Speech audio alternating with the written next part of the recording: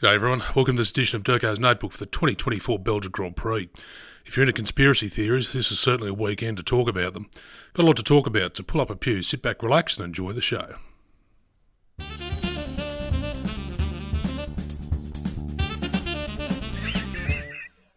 You wouldn't fucking read about it.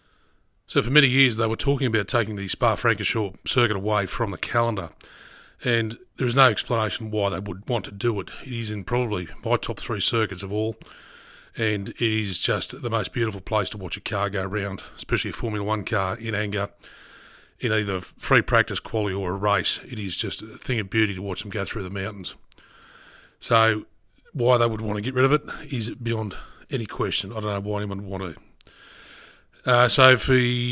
We move on to free practice 3. Obviously Stroll was the only bloke who had an off in the wet, of course, and he parked his car at Radion and caused a red flag.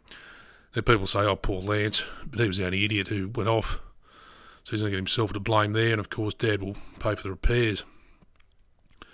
We move on to the race. Now, Max took a new power unit. This is his 4th unit of the season so far. I'm running in the mid-season, so he may be up for more penalties to come later down the track, but he started P11 after he had to relinquish his pole position, of course. And it came down to tyre strategy the whole race and how long you were going to last on your boots.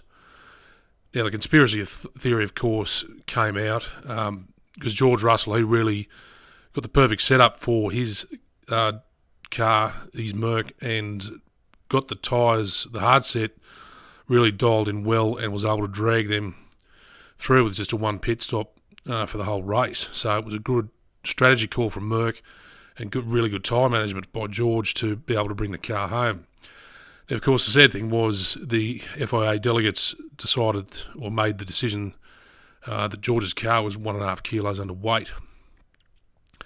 Now, there was discussion by Toto Wolff that he may have, in theory, potentially come up with the option of collecting used rubber as they do on the cool-down lap, and would have potentially picked up about 2 kilos in weight to bring his car back into scrutiny weight had he done a cool-down lap, but there wasn't no cool-down lap. It was straight into the Parc Fermé to park the cars up and begin the celebrations of the end of the race. So ever since that announcement came through that obviously Lewis came in at second with Piastri third, in elevating Lewis up to his 105th win, I've seen nothing but absolute tirade of bullshit conspiracy theories coming from left, right and centre from all angles, Max fans, Lewis fans, neutral fans, everyone saying that's all a complete conspiracy theory set up by Mercedes to make George potentially lose that win because of incorrect ballast weights in the car. So I don't know where these people get their ideas from. I think it's just absolute bullshit. And you need to have a good hard look at yourself and realise that you're just talking shit. Mercedes wouldn't do that. They wouldn't set up their driver to lose a race, especially one like Belgium, where they need to come back as a team, as a winning team, and that's what they're starting to do again now after a big slump. And why they would do that in a position where Lewis has admitted he's in no chance of winning the championship now. It's just too far gone. So why they would come up with this theory of, we're going to, hand Lewis his 105th default win is just absolute nonsensical bullshit. I've never read so much crap. It's just beyond stupid. So that's the conspiracy theories out the window. If you want to believe them, good luck to you. Don't trouble me with them. I'm not interested. So there is, of course, going to be some big questions asked back at Brackley as to what went wrong with the setup for George's car in terms of the ballast.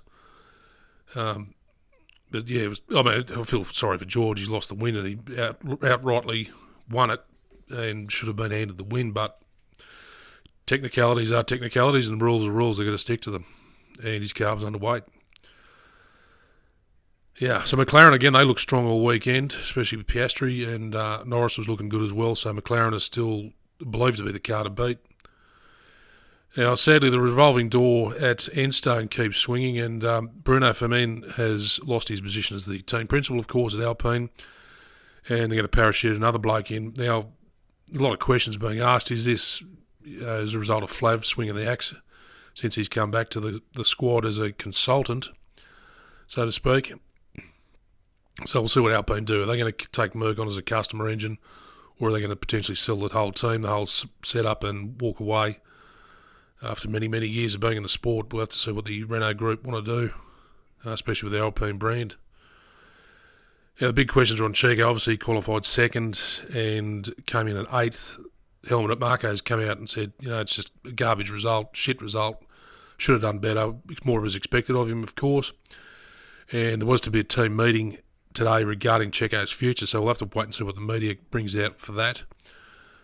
And one idea I did read today was, obviously for the rest of the season, for Holland onwards, they're going to parachute DR up into the main seat alongside Max, spear Checo to the side, and for the rest of the season put Liam Lawson into the V-carb to keep that seat warm at least and to get himself some more experience and time racing at F1 level.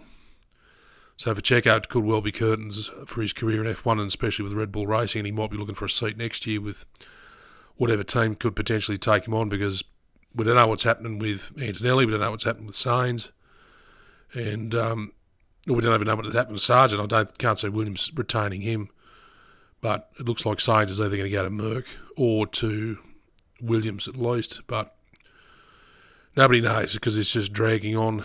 I mean, it's only halfway through the season. The silly season is certainly started early with Hamilton's call to go to Ferrari, and we'll just have to wait and see what happens over the next month before we return to racing in Hungary. Yeah, so it's going to be an interesting summer break for you guys as we enjoy our winter here. I'm expecting snow here at the moment at the studio, but none has fallen as yet, and it is freezing cold. So that's it for this edition of DURKO's Notebook. I'm off to do some study for the rest of the month as I finish my last semester of uni. And I'll see you in a month's time for the Dutch Grand Prix and my notebook after that race. Until then, thanks for watching. Bye-bye.